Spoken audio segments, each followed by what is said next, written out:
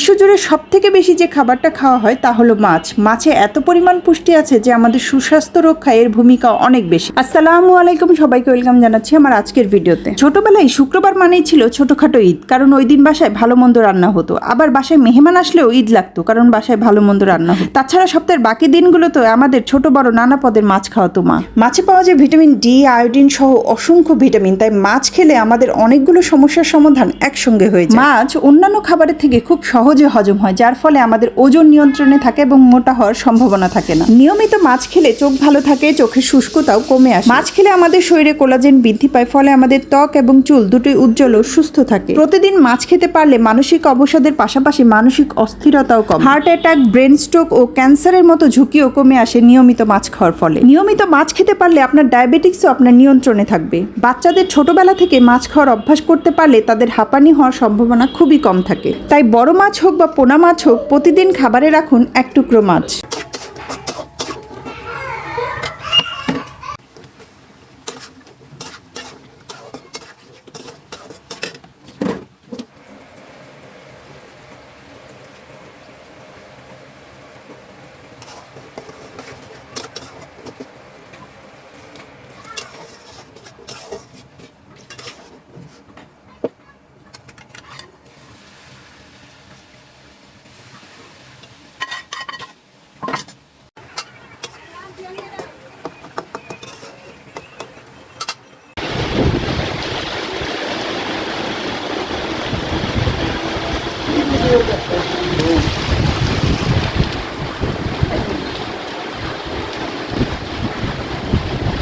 উশিকাকে school থেকে আনার সময় এই যে রং কিনে নিয়ে এসেছি, দেয়ালে রং করতে হবে। উশিকা দেয়ালে আঁকাআঁকি করে এত বাজে অবস্থা করে রাখে যে আমার কয়েকদিন পর পর এই কাজ করতে হয়।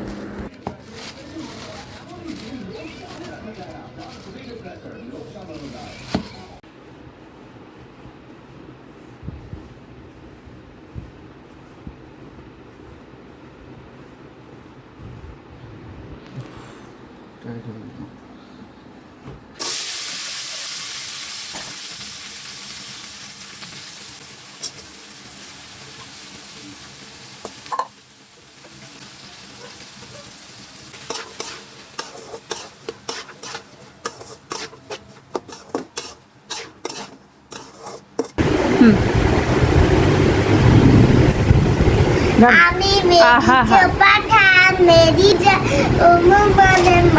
মেরি পাঠান মেরি।